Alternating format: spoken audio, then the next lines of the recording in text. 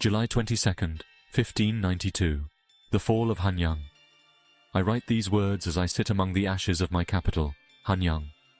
The city, once vibrant and filled with the laughter of children, the hum of the market, and the proud halls of our king, now lies in ruin. The smoke still rises from the palace, and the streets are stained with blood. This is the darkest day I have ever known. After the defeat at Cheongju, there was no time to waste. We retreated north toward Hanyang, hoping that the king's palace, the mighty walls, and the soldiers of the capital would be enough to hold the Japanese back. But in our hearts, we knew the truth. The speed of their advance had been like a tidal wave, sweeping aside every city, every village, every defense we had put in their way. Hanyang, the heart of our kingdom, was next. The king and the court had already fled the city when we arrived, taking refuge in the northern provinces. A part of me had hoped to see them remain, to see the king stand with us in the face of the invaders. But I understood. There was no hope of holding the capital if the Japanese continued their relentless march. General Kim Myong-won had taken command of the defense, and the remaining soldiers of Joseon were stationed at the gates and along the walls. The few thousand men left were tired, beaten, and scared. The muskets of the Japanese haunted us all. The enemy had shown no mercy in the battles at Busan, Sangju, and Cheongju, and none of us expected mercy now. The sound of their war drums echoed through the hills as the enemy army approached. From the walls, I could see them, a sea of soldiers, their banners like a dark wave crashing toward us. They had brought everything: musketeers, swordsmen, cavalry, and even artillery. The city gates were reinforced, but we knew that Hanyang, with its narrow streets and sprawling layout, would be difficult to defend once they breached the walls. The first shots rang out as their musketeers began their deadly work. I ducked behind the battlements as the bullets whistled past, striking the stone with terrifying force. Our archers returned fire, but their arrows could not match the range and power of those infernal muskets. It was like fighting the wind. No matter how many we shot down, more came to take their place. The Japanese infantry stormed the walls next, their ladders appearing as if from nowhere, slamming against the stone. I fought alongside my comrades to repel them, thrusting my spear at the climbing soldiers, knocking their ladders back down. For a brief moment, it felt like we could hold them. But then their artillery opened fire. The thunder of their cannons shook the earth, and the walls began to crumble. Huge sections of the fortifications collapsed under the bombardment, and the Japanese poured through the breaches like water through a broken dam. Our lines broke, and chaos consumed the city. I was pulled back into the streets as the enemy entered Hanyang, their swords cutting down anyone who stood in their way. The musketeers followed, firing point-blank into the crowds of fleeing soldiers and civilians alike. The city became a slaughterhouse. There was no strategy, no order, only survival. I ran through the twisting streets, my spear bloodied, trying to find my unit, but it was impossible to tell friend from foe in the madness. I passed burning houses, trampled bodies, and women crying for mercy as the Japanese soldiers pillaged everything in their path. It was a nightmare made real. Near the royal palace, I saw General Kim Myong-won making a desperate stand with his remaining men. They fought bravely, but the Japanese overwhelmed them. I watched as the general himself was cut down, his sword clashing with the enemy's before he fell beneath a wave of swords. In the end, there was nothing left to do but flee. Hanyang was lost.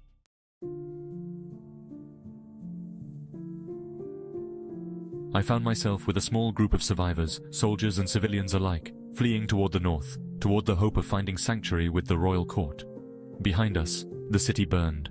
As I write this, my hands still shake. The capital of Joseon has fallen, and with it, a part of my soul. The Japanese have taken everything: our homes, our families, our pride. We failed to protect the heart of our kingdom, and now the invaders march deeper into our land. But even in this darkness, there is still a flicker of hope. I hear that Admiral Yi Sun-sin has been preparing the navy, that there may yet be victories at sea. Perhaps there, in the waters that have always protected our land, we will find a way to turn the tide.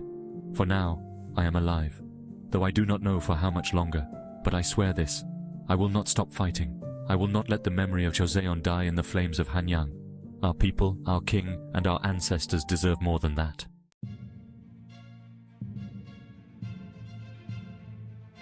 August 15th, 1592. The Battle of Hansan Island. After the fall of Hanyang, I thought we were doomed. The Japanese forces had swept across the land, and every defense we put up had crumbled beneath their muskets and swords. But the war wasn't over, not yet. As we retreated north, word spread of one man who had not yet tasted defeat, Admiral Yi Sun-sin. His name became a whisper of hope in a sea of despair. They said he had been gathering ships, preparing a fleet to strike back at the Japanese from the sea. And so, with the remnants of our army scattered, I found myself part of his naval forces, fighting on the waters instead of the fields I knew. I was no sailor, but the sea was our last refuge. The Japanese had pushed deep into our land, but their supply lines stretched across the waters.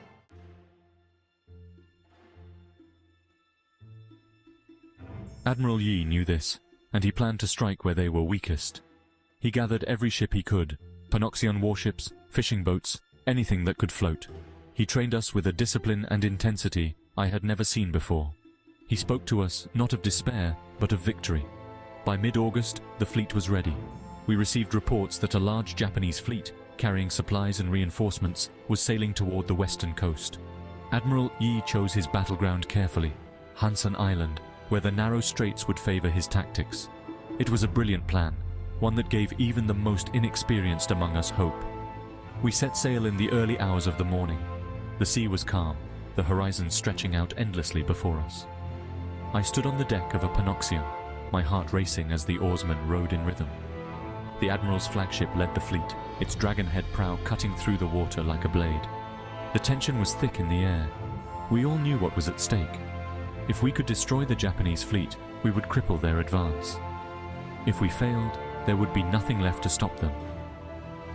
As we approached Hansan Island, we could see the Japanese fleet in the distance. Dozens of ships, large and small, their sails billowing in the wind. My heart sank at the sight of their numbers, but Admiral Yi was calm. He gave the signal, and we sailed forward, luring the enemy into the narrow straits between Hansan and the nearby islands. The Japanese took the bait. They believed they were chasing a small, disorganized fleet, but they didn't know the waters like we did. Admiral Yi had arranged our ships in a crane wing formation, a tactic that would envelop the Japanese as they charged in. The Panoxian ships, with their thick wooden hulls and powerful cannons, formed the wings of the trap, while smaller boats lay in wait to strike from the flanks.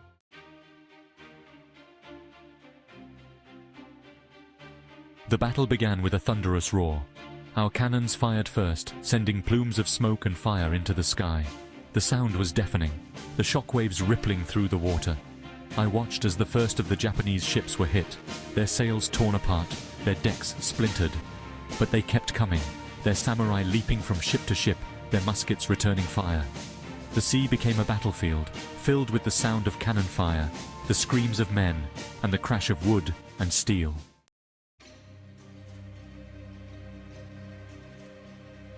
As the Japanese fleet entered the straits, Admiral Yi gave the order to close the trap. Our ships surged forward, surrounding the enemy on all sides. The crane wing formation worked perfectly. The Japanese, caught in the narrow waters, couldn't maneuver. Their ships crashed into each other, creating chaos. We fired volley after volley into their helpless fleet. I found myself manning one of the cannons, my hands trembling as I lit the fuse. The recoil of the shot nearly knocked me off my feet, but I saw the cannonball slam into a Japanese ship, splintering its hull. The enemy soldiers scrambled to escape as the ship began to sink. There was no escape for them. The water was thick with wreckage, bodies and debris. I had never seen such destruction. But the Japanese fought fiercely. They boarded some of our ships, their samurai cutting down anyone in their path. I saw them coming, leaping onto our deck, their blades flashing in the sunlight. I grabbed my spear. This was the fight I knew. I parried a blow from one of their swordsmen, thrusting my spear forward. The clash was brutal, a dance of death between men desperate to survive. I fought for what felt like hours, my muscles burning, the screams of battle filling my ears.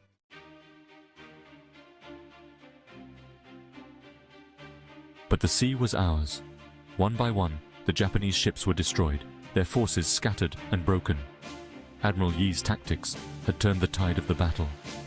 By midday, the Japanese fleet was in full retreat, what remained of their ships fleeing south, back to their bases in Busan. We pursued them for as long as we could, but the victory was already ours. As the battle came to an end, I looked out over the water. The sea was littered with the remains of the Japanese fleet, broken ships, drifting bodies, and the smoke of battle still hanging in the air. It was a sight I will never forget. Hansan Island was our first true victory. The Japanese had been dealt a devastating blow, their supply lines severed, their morale shaken. Admiral Yi had shown us that we could fight back, that we could win. The war was far from over, but for the first time, I felt hope. I stood on the deck, breathing in the salty air, my spear still in hand. This war has taken everything from us, our homes, our families, our pride. But today, we struck back. Today, we fought not just for survival, but for victory.